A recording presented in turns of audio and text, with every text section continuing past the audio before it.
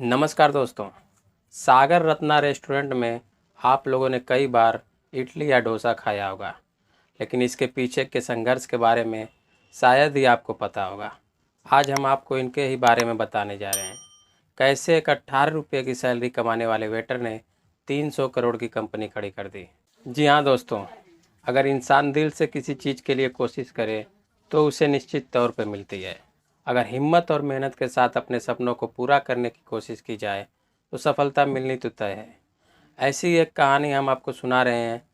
आपने भी कई बार सागर रत्ना में इडली या डोसा खाया होगा, लेकिन इस सागर रत्ना को खड़ा करने वाले जयराम बानन के संघर्ष के बारे में आप नहीं जानते होंगे।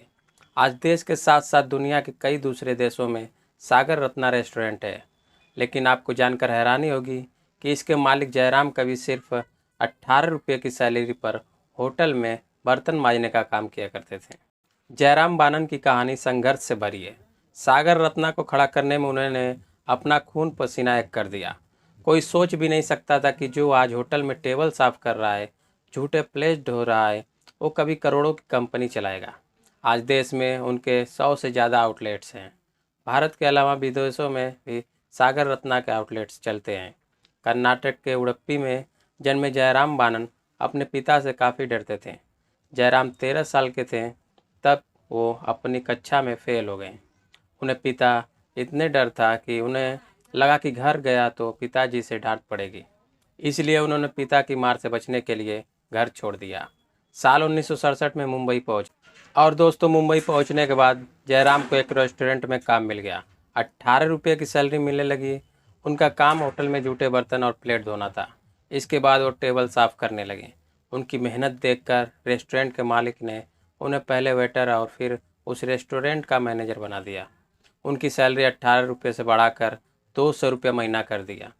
अपना काम शुरू करने के लिए वो मुंबई से दिल्ली चले आए। 1974 में जब वो दिल्ली आए और उन्होंने गाजियाबाद में सेंट्रल इलेक्ट्रॉनिक्स लिमिटेड की कैंटीन चलाना शुरू किया।